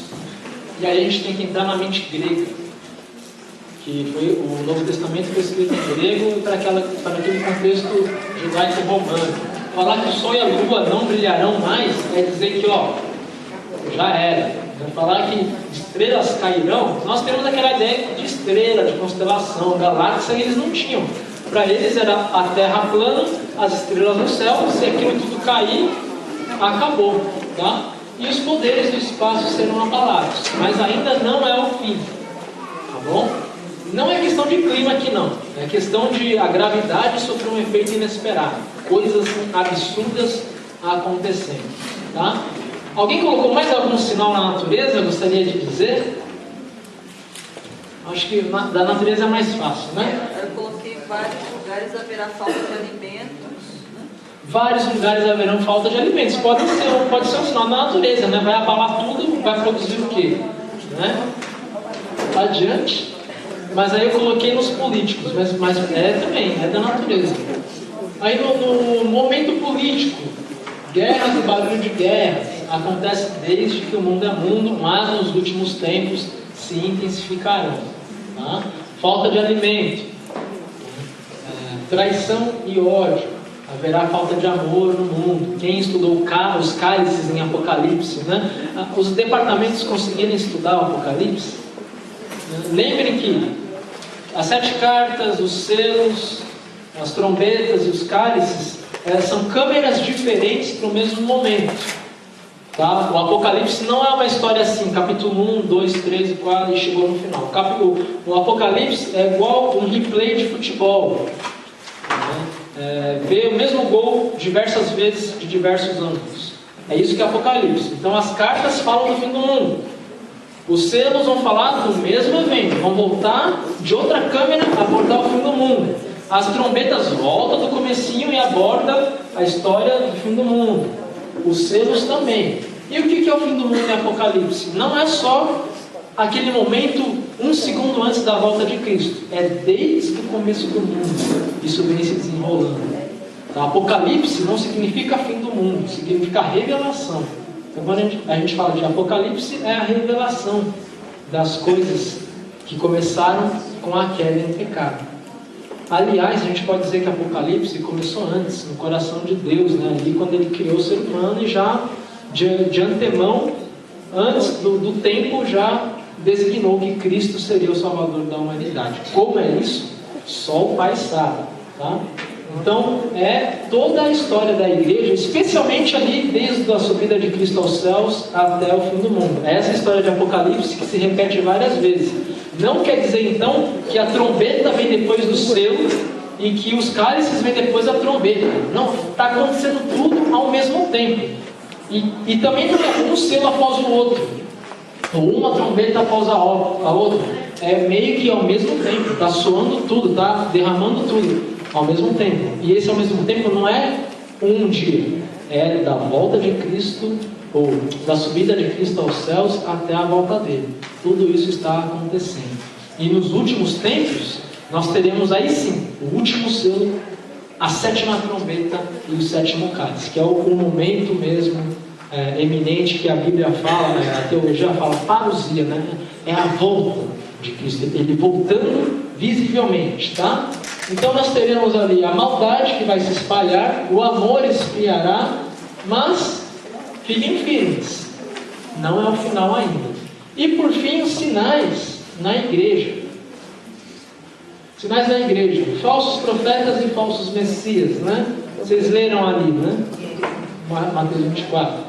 Surgirá o anticristo dentro da igreja. O anticristo não é Saddam Hussein, ele é muçulmano. Não foi Hitler também. O anticristo é alguém de dentro da igreja. E não quer dizer que é uma pessoa, é uma entidade. Lutero falava que era o papado, né? Há controvérsias, tá? Há controvérsias também sobre isso. Era uma posição luterana do século XVI, e eu não sei se dá para afirmar isso hoje. Mas o anticristo é tudo que se levanta na igreja e se assenta no trono de Cristo, ou seja, quer ser O próprio Cristo quer mandar na igreja como se fosse a cabeça, o próprio Cristo. Eu posso ser o anticristo como eu, como pastor, quero mandar na minha congregação. Então, vou comprar o carro que eu quero. Eu quero esse aqui é o melhor, vai comprar esse. Eu sou o anticristo, porque eu estou usando da minha autoridade, dizendo eu sou pastor, e eu então determino isso. Ou eu sou pastor e vai pintar a igreja de azul, porque eu sou pastor. Se eu sou pastor, vocês têm que obedecer. Eu estou sendo anticristo. O pastor só pode usar essa autoridade quando ele tem a palavra de Deus por trás dele. Dizer, jovenzinho aí, você que está fazendo sexo antes do casamento, você está pecando. Não é ok, não está tudo bem, não. Você que traz sua esposa, você está pecando. Você que pensa mal do vinho, está pecando. Você que fofoca, faz um pecado pior que todos esses que eu citei, né? Porque detona a congregação. Então, quando tem a palavra de Deus, aí sim nós temos uma autoridade. Mas quando eu uso dessa autoridade pastoral para determinar coisa que não tem nada a ver com a palavra, eu estou sendo um anticristo. Eu estou afastando as pessoas da igreja. Não sou um pastor, a diretoria pode ter essa postura. Dizer, pastor, você vai fazer assim porque eu sou presidente, eu pago o seu salário, eu oferto, então tem que ser obedecido. Estou sendo anticristo. Quando eu oferto, quando tudo está de acordo com a minha opinião. Aí tem um projeto que eu não gosto, eu vou parar de ofertar. A gente tem essa malandragem brasileira. Aí eu digo assim, vou ofertar por um outro projeto ali de uma outra entidade. E a congregação vai ofertar menos, porque eu não concordo que vai comprar, que vai colocar na igreja, sei lá, gesso. Não concordo com isso, então diminuo minha oferta e oferto em outra coisa. Então você é anticristo. Tudo isso é ser anticristo, né? É achar que tem que ser feito a minha vontade. Eu sento na igreja como se fosse o meu trono. Tá? Isso é muito sério. Vou contar uma história que aconteceu comigo. Não vou falar o lugar, mas eu fui visitar uma igreja com amigos, né? lá no sul. Na nossa igreja, e a gente entrou atrasado no culto, e uma senhora que sentava perto da porta, ela falou assim em alemão, Was machen Sie schwarz hier? E aí, eu estava estudando alemão para ler algumas coisas de Lutero e da teologia. E aí eu pensei, ela falou isso mesmo? Pensei e falei com o meu colega. Ela falou que eu pensei, ele ficou quieto porque ele era filho de pastor e ele sabia falar alemão. Aí no final do culto, a senhora veio cumprimentar e eu falei, Lisa Schwartz, können Deutsch bestehen. Entschuldigung, desculpa, mas eu não pude perder a viagem, porque era eu, mas um dia pode ser de fato alguém que não é da igreja. Desculpa, ela perguntou. Ela perguntou assim, o que fazem esses estrangeiros, essas pessoas de outra raça, de outra cor, né? Esses negros, né, na verdade. O que fazem esses negros? Né? Mas Schwartz, lá tem um contexto de não negro, né? É o não alemão, praticamente, que eu sou japonês, né? Então, aí, ela, o que estão fazendo aqui na igreja? Né? E era uma igreja mesmo, assim, de totalidade germânica, né? E aí, no final do culto, eu falei para ela, olha, esse preto pode entender um pouco de alemão. Aí ela pediu desculpa e tal. Mas eu fiz isso para quê? Para dizer, hoje sou eu, para mim tudo bem, eu sou estudante de teologia, mas e o dia que vem mesmo alguém? Né? E o dia que, de repente, ele nem entende alemão, mas ele vai se sentir mal, né? E isso é ser anticristo na igreja. Quando a gente faz esse tipo de coisa, afastar a pessoa, é ser anticristo, tá? Haverá também a perseguição aos cristãos, o abandono da fé, e por fim, o evangelho será pregado em toda parte. Então virá o fim. Olha que nós já vivemos, né, o abandono da fé. Tá? A gente já vive essa pequena apostasia, né? Por isso que na igreja não se preocupe muito em crescimento numérico, em encher a igreja. Tá? Não é para isso que Cristo colocou a igreja. Não é para lotar. Tá? Jesus colocou a igreja para a gente pregar o evangelho de Cristo. Seja na apostasia, seja na bonança, seja no avivamento. Tá? E avivamento mesmo no sentido, às vezes, pentecostal. Às vezes Deus, o Espírito Santo toca uma congregação, então a congregação aviva com o calor do Espírito Santo e ela vai trabalhar em prol do Espírito Santo. O Espírito Santo desperta as pessoas, né? A gente tem que crer nessa ação do Espírito Santo, chamado mesmo avivamento, tá? Não é heresia, não. A Bíblia fala disso. Quando o Espírito toca, é a continuação sempre do Pentecostes. Mas esse avivamento acontece no batismo, na Santa Ceia. Quando se abre a palavra, está acontecendo. Só que às vezes a gente tem o que Isaías fala, de coração gordo. Ou o que o evangelista Marcos, vocês vão estudar em outubro, nas igrejas, nas leituras. Lá em Interlagos a gente segue essa série. Vai ter um coração esclerosado, esclerocardia, né? Coração duro, coração gordo. Por que coração gordo? Que tanto ouviu o evangelho, tanto ouviu e não praticou, que ficou gordo, obeso, né? O que é um coração obeso de verdade? Recebeu tanta açúcar e gordura e não usou o açúcar e a gordura, ele engordou. Aí você come açúcar e gordura, já faz mal. A pessoa ouve o evangelho, às vezes o evangelho pode fazer mal. Por quê? Ela está tão com o coração gordo, né? Está tão bem espiritualmente que ela não quer trabalhar, ela não quer amar o próximo, ela só quer receber. O evangelho em demasia, sem você espalhar o amor de Cristo, ele é maléfico. Assim como comer carne, qualquer coisa que você come demais e não coloca em ação ali, ele vai esclerocardia, vai deixar o coração duro, ou coração obeso de Isaías, tá? Então não é a gente como luterano dizer, pelo evangelho vou fazer assim, pelo evangelho, aquela coisa, deixa os jovens pelo evangelho. Não fala, pastor, que é errado eles irem para o motel, não fala, pelo evangelho eles vêm na igreja. Pastor, não fala, o senhor está pegando muito no pé de fofoqueiro. Pastor, para manter essas pessoas na igreja, pelo evangelho, tá tudo bem. Às vezes não, às vezes você tem que descer um muro no púlpito mesmo, falar, tem gente aqui que está tirando as pessoas da igreja porque fica aí largando fofoca, está com o coração gordo, coração duro, tá? E isso é o que? Desperta, cara, desperta tu que dormes, levanta-te, né? Vamos queimar esse evangelho que você tem em demasia, vamos produzir, vamos amar o próximo, vamos parar de falar dos outros, vamos fazer a nossa parte, tá? Então às vezes a gente tem que dar assim, e isso não é ser legalista não. Quando você usa a lei quando é necessário, é você amar a sua ovelha ou o seu irmão, tá? É você amar, porque você não quer só espetar e matar, não. Aí a pessoa, pastor, eu estou com o coração gordo, né? Então vamos correr comigo, vamos fazer um exercício espiritual, vamos levar o evangelho, vamos fazer um monte de coisa, vamos ler a Bíblia, vem no estudo bíblico, vamos estudar a Bíblia, né? Vamos queimar essa gordura a mais, né? Vamos deixar o coração molinho, gostoso, que pulsa dentro de você. Isso só pela palavra, não tem outra coisa, né? Só pela palavra, tá bom? E por fim o evangelho será pregado, então virá o fim. Alguém tem alguma dúvida de Mateus 24 e Apocalipse ali que a gente passou meio rapidamente? O nosso tempo é limitado? Não? Então vamos adiante. A gente vai entrar aqui, cuidado com algumas coisas. Quando a gente estuda Apocalipse, tem o tal do milênio e de Israel, né? Fala muito em Israel. Então cuidado com esse tal de novo israelismo, tá?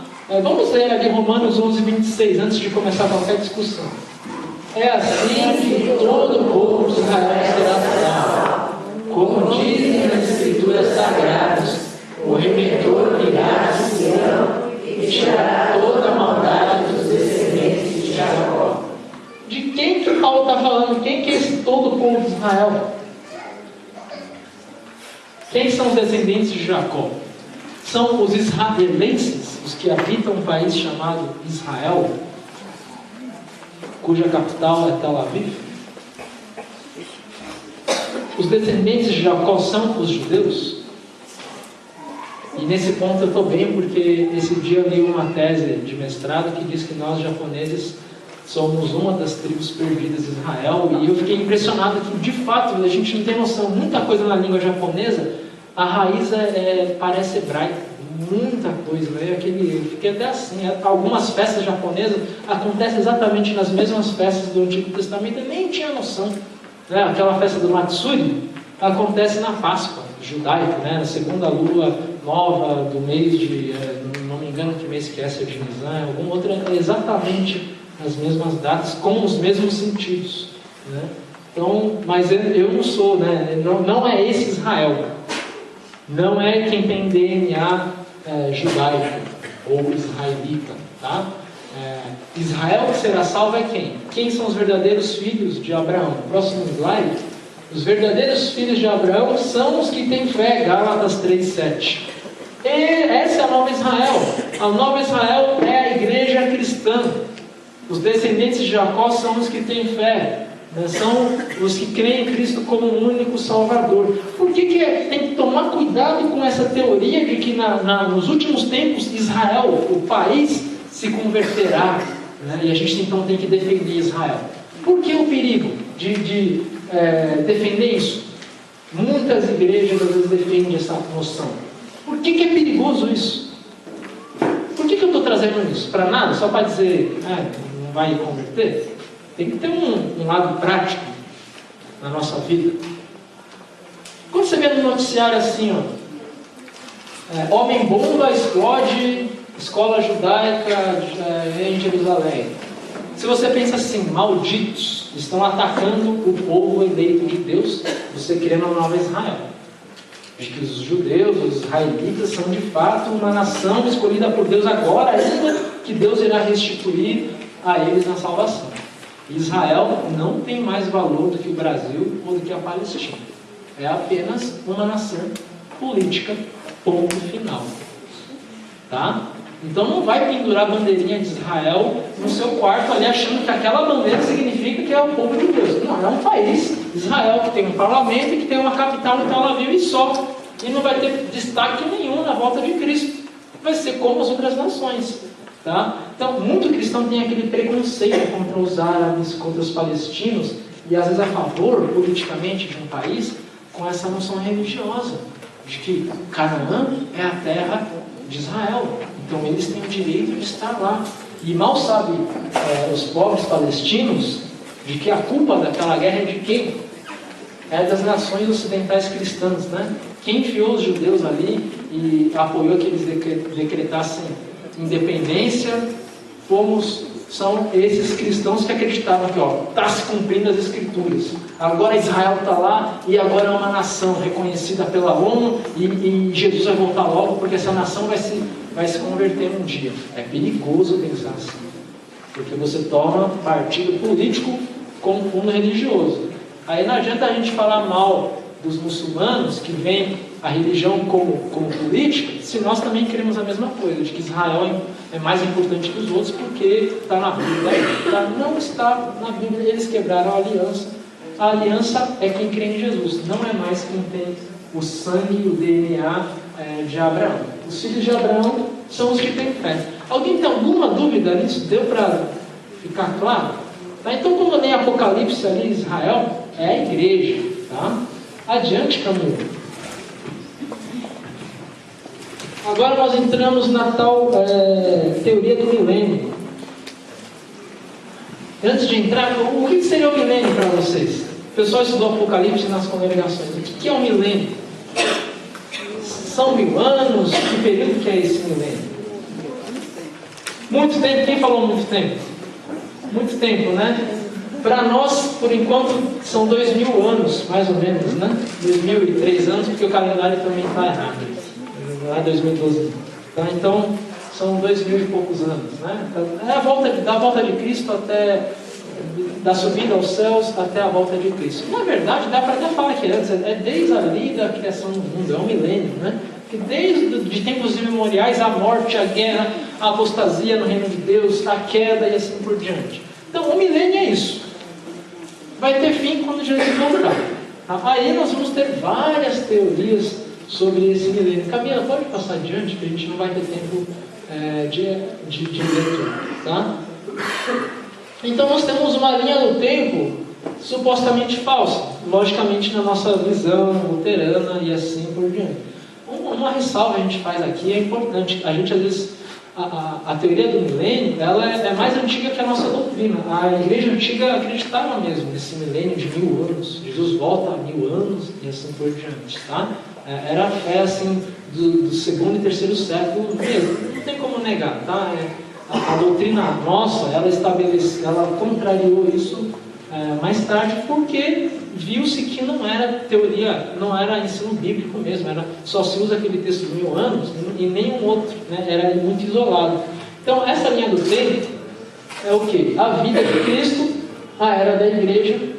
Aí alguns creem que haverá uma batalha chamada Armagedon, lá em Megido, que é o local do Armagedon, tá?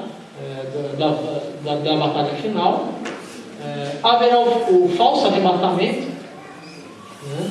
Jesus volta secretamente, ninguém vê, ele arrebata os cristãos, e aí há 7 anos de tribulação com os que ficaram, e depois da tribulação Jesus volta visivelmente e governa por 1000 anos, e depois solta o diabo. Pode ir adiante, Camila, acho que tem depois dos 1000 anos o diabo é solto, e aí Jesus faz o juízo, a ressurreição, o juízo, e então há um novo céu e uma nova terra.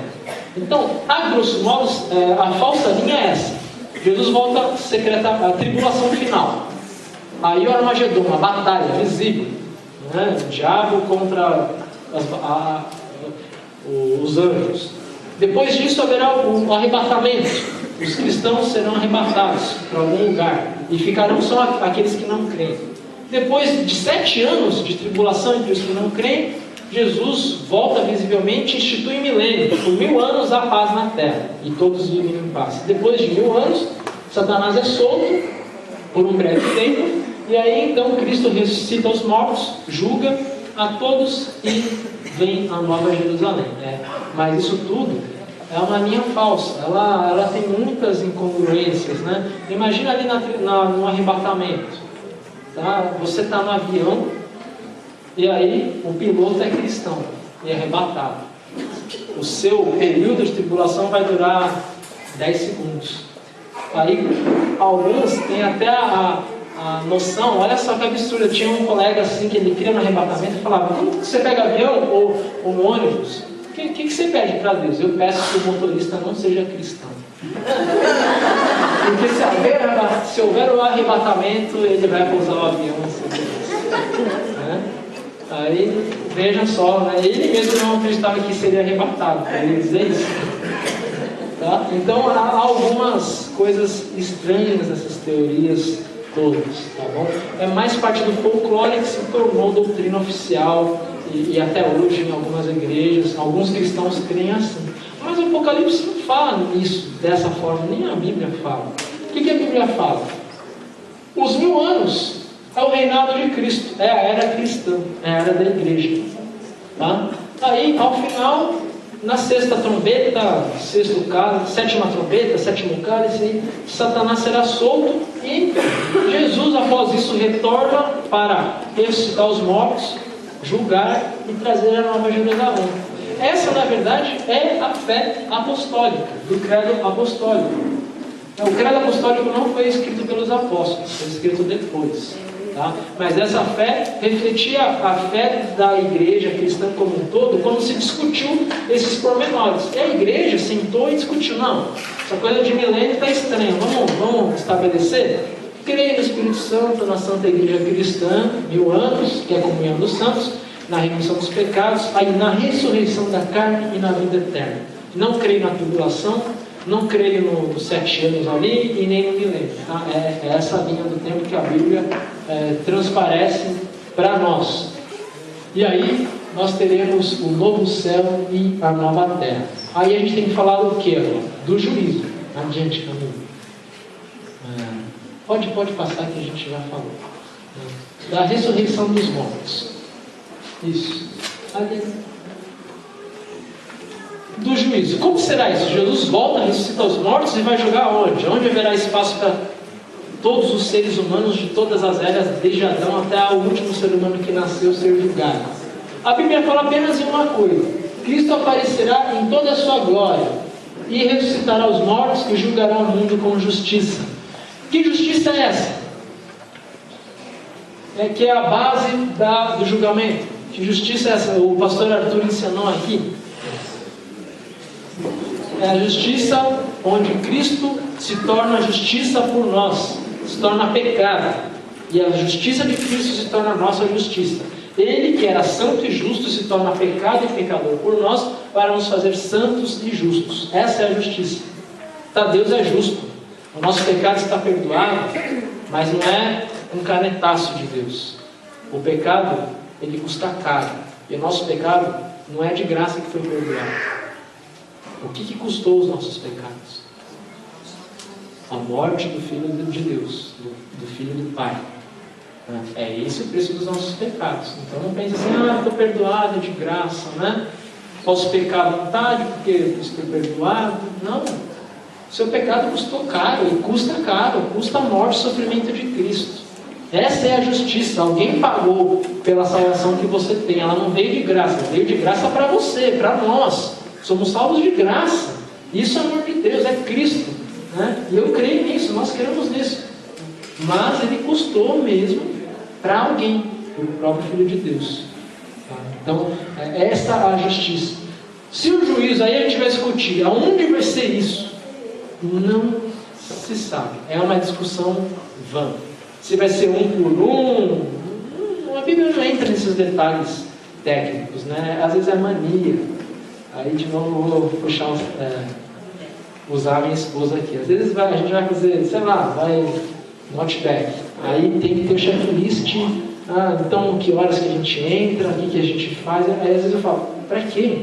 É ir lá e comer, pagar a conta e voltar. Não precisa de muita lero-lero, esqueminha e tal, né? Aí eu tiro graça da Camila, eu fico, imagina se você fosse contratada por Jesus para organizar a volta dele. Você ia dizer quem que coloca na fila da frente, quem vai ser jogado primeiro, por ordem de nascimento ou não, por ordem de idade que morreu. Não interessa como vai ser. Interessa que haverá a volta, a ressurreição de todos e o julgamento, com base na justiça de Cristo. Ele pagou pelos pecados do mundo. O slide seguinte, se essa é a justiça de Deus, pode ver adiante que a gente não vai ter tempo. Se essa é a justiça de Deus, por que a Bíblia fala, às vezes, dá a entender o julgamento por obras? Engraçado ninguém perguntar isso, né? A Bíblia não fala ali, ó, Mateus 25, 35 a 40, vocês me alimentaram quando estava com fome, não usa as obras, me visitaram na prisão, por isso vem a bem-aventurança, e vocês não fizeram isso, por isso estão fora, a porta se fechou. A Bíblia não fala das obras? Então, é obra ou é fé? É fé. É obra. Pela fé. Nós somos salvos por Cristo, não é nem pela fé. É Cristo, né? Que nos dá a justiça de Cristo. Só que quando você vai julgar um criminoso, você julga o que ele fez. Só que com base no quê? Nas pistas que ele deixou. A Susana Richthofen matou os pais. Como se chega a esse veredito? Porque a gente encontrou o fio de cabelo dela do lado do corpo. Mas ela não foi condenada porque o fio de cabelo estava do lado do corpo. Encontramos digitais no corpo dos pais, testemunhas de quem fez o crime. Mas ela não foi julgada e condenada por causa das provas que ela deixou, mas pelo que ela fez. Então, as obras na Bíblia, quando fala na base do julgamento, não é porque você fez que será salvo, mas é que as obras são usadas às vezes para anunciar publicamente. Olha as pistas que o amor de Cristo deixou nessa pessoa. Ela visitou os doentes, os enfermos, ela fez isso, aquilo, ajudou os pobres, amou as pessoas, criou os filhos, etc. e tal. Então, o sinal visível que a gente deixa para o mundo da nossa fé e do que Cristo fez por nós, de fato são as nossas obras. São o que nós fazemos, o que nós falamos e como nós agimos. Tá? Mas não quer dizer que é por isso que seremos salvos. Mas a Bíblia às vezes fala que será o anúncio.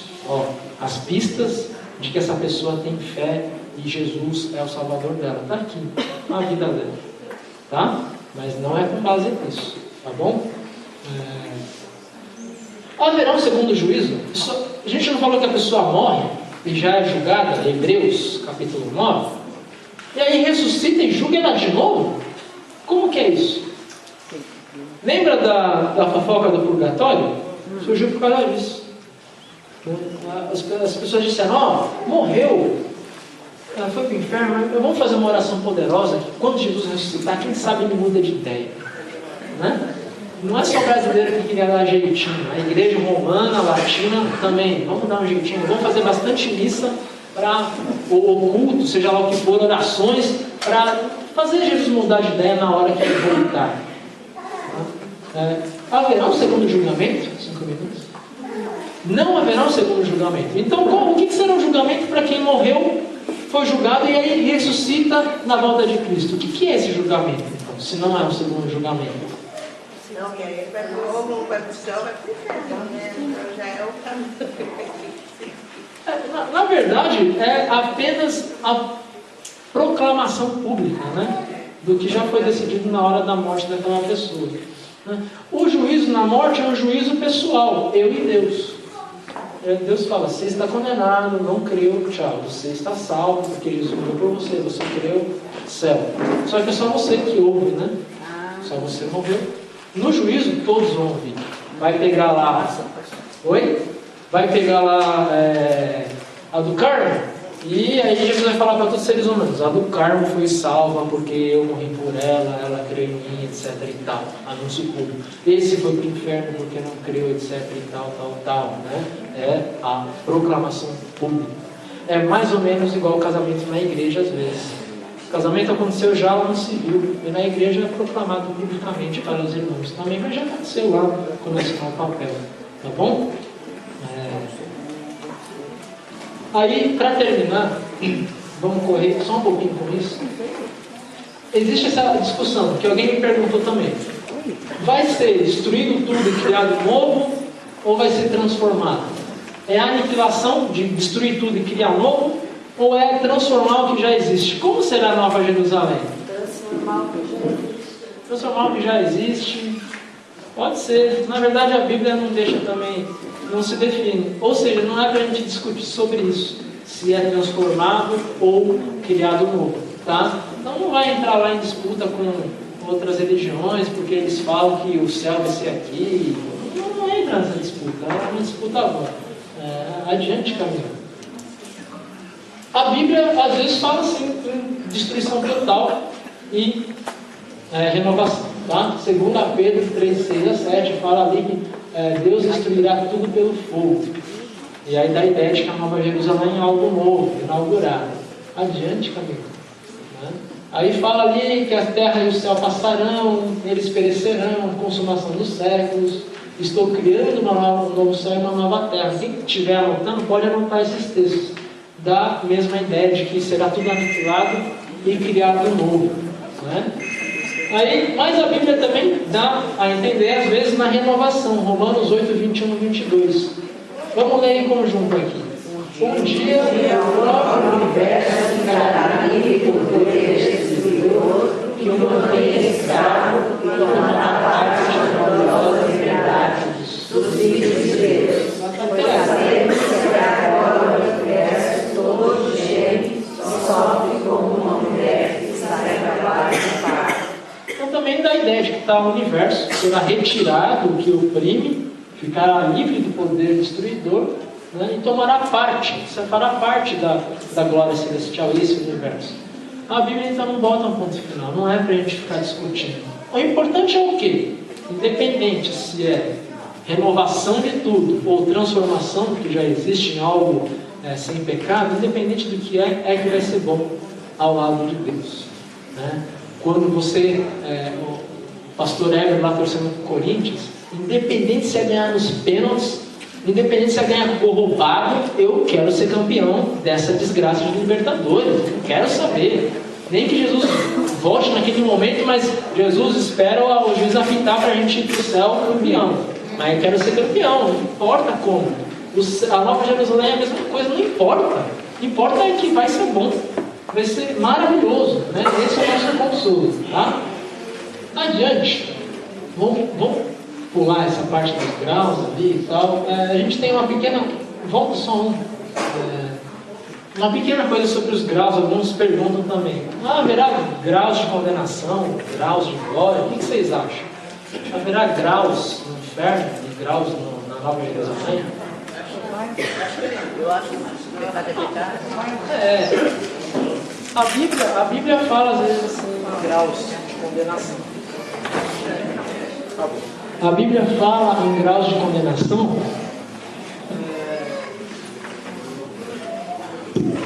Alguns extraem daquele texto que Jesus fala: eis que terei mais misericórdia no dia do juízo de Tiro e Sidom do que de Jerusalém e Samaria. Tá? Então parece haver assim. Mas o grau não é com base nos pecados, porque ele fala, terei mais misericórdia de Sodoma e Gomorra do que de vocês. Né? E Sodoma e Gomorra foi conhecida pelos pecados. Não é com base no pecado que alguém, se tiver graus de condenação, irá sofrer mais. É com base no quê? Se houver esses graus de condenação. O que faz uma pessoa estar mais lá no fogão do que na beiradinha? É a negação de Cristo como Salvador. Não é os pecados. Não é que o estuprador vai estar aqui, ardendo no fogo, e a pessoa que foi honesta, mas apenas não acreditou em Jesus, vai ficar aqui no calorzinho. Não. Se esse aqui, pãozinho, negou Jesus continuamente a vida inteira, foi Jerusalém, Samaria, vai estar lá no centrão. O estuprador que ouviu de repente uma ou duas vezes a salvação de Jesus, lá, morou lá na Arábia, sei lá, ouviu pouco, negou Jesus uma ou duas vezes, esse vai estar na periferia, porque ele tinha esse dom, Sodoma e Gomorra, comparando com Jerusalém, que ouviu demais. Aliás, o que a pessoa vai pagar no inferno? Oi? É verdade. Mas por que vai pagar? Bom, peraí. O pecado está pago ou não está pago? Então o que a pessoa vai pagar no inferno? Já foi lá, já crê. Você crê que o pecado foi pago por Jesus na cruz? Oi? O que a pessoa vai pagar no inferno então, será? A negação. Negou, é o pecado contra o Espírito Santo. O único pecado que condena alguém é negar o Espírito Santo, é não ter fé em Jesus, tá? Não vai pagar lá o pecado, se Jesus já pagou na cruz. E pagou, Jesus, a Bíblia fala o quê? Pagou os pecados do mundo inteiro. Do mundo inteiro. Quem crê e quem não crê está salvo. Eu posso chegar no muçulmano e dizer, Jesus pagou pelos seus pecados. Mesmo que você não creia nisso, mas ele pagou. Ele, na cruz foi fincado os pecados de toda a humanidade. Tá? Não é porque você tem fé que seu pecado está pago. Não. Todos os pecados foram pagos na cruz de Jesus. E esse é o evangelho que a gente, como luterano, tem que anunciar, como cristão, como o que quer que seja, crendo em Jesus. É chegar em qualquer um estuprador e dizer, ó, cara, você pecou, você fez uma coisa ruim. Jesus pagou pelo seu pecado. Não entre no desespero. Não, pastor, mas eu tenho que ter contrição, eu tenho que arrepender. Não precisa de arrependimento, Jesus pagou. Mas o cristão se arrepende do que fez. Não porque tem medo da condenação, porque ele fez algo errado. O arrependimento não é base para o perdão também. Não é só quem se arrepende é perdoado. E dos pecados que a gente não se arrependeu? E se eu morrer, briguei com a minha mãe, estou com raiva dela e morro hoje, então eu vou para o inferno, porque eu não me arrependi ainda. Eu vou para o inferno, então. Se um cristão morre traindo a mulher e dá um infarto, então ele foi para o inferno. Teve gente que fez esse absurdo de dizer isso. Não, morreu o pecado, foi para o inferno, porque não teve tempo de se arrepender. Não vai pagar, não é assim. Senão a gente teria que ficar o dia inteiro, igual o Lutero fazia, enumerando os pecados, para dar tempo de se arrepender, para ganhar o perdão. Todos os pecados foram pagos em Jesus. Daqueles que a gente tem consciência, do que não tem, do que se arrependeu, do que não se arrependeu, dos que não têm fé, dos que têm fé, todos estão pagos. Os únicos que não estão pagos é o pecado de não crer em Jesus. É por isso que a pessoa vai para o inferno. Não vai pagar pecado nenhum. Tá? Isso ficou claro? É novidade isso? Porque vocês podem falar, pastor, isso aí está estranho. Pode falar mesmo, tá? O pastor falar que pagou os pecados de quem não crê, também pagou. É a salvação objetiva para todos. Tá? Oi? Todo joelho. Isso não quer dizer que todos serão salvos. Tá? Vai ser condenado sim se não crer em Jesus. Vai ser condenado, mas não é que vai pagar lá o pecado no inferno. Tá? Vai ser condenado. As considerações finais, a gente está encerrando. Tudo que a gente estuda sobre o fim do mundo, ele se resume na nossa vida prática nesse versículo de Paulo a Tito, que nós vamos ler em conjunto. Foi ele quem se deu a fim de nos livrar de toda a maldade e de nos purificar, fazendo de nós um povo que pertence somente a ele e que se dedica a fazer bem. E adiante, só para a gente terminar, tem mais um. Vamos ler, esse último não é o último mesmo, amiga. O nosso versículo tem: erguei vossa cabeça, porque vossa redenção se aproxima. Toda essa doutrina do fim, ela se resume no consolo. Por que existe o livro de Apocalipse? Para consolar a igreja no tempo de destruição e perseguição. A doutrina do fim do mundo, das últimas coisas, não serve para a gente ficar discutindo se é renovação, aniquilação, se é céu ou se é sono. Não, a doutrina do fim dos tempos, ou se é milênio de 1000 anos ou não é, ela serve para uma coisa só. Para consolar aqueles que têm fé em Jesus de que serão ultimamente levados à Nova Jerusalém e que se reencontrarão pessoalmente com os que já faleceram, lembrando o que se passou na vida em que viveram aqui na terra. Tá? Esse é o consolo que Apocalipse e toda a Bíblia deixa a Israel. Só lembrando que Israel não é a nação que está lá na Palestina. Israel é a igreja cristã, os que creem em Jesus como Salvador. Era isso aí? Alguém tem alguma última dúvida? Não. Não? Então que bom que todos puderam compreender. Vou chamar a Érica, então a gente encerra a nossa participação.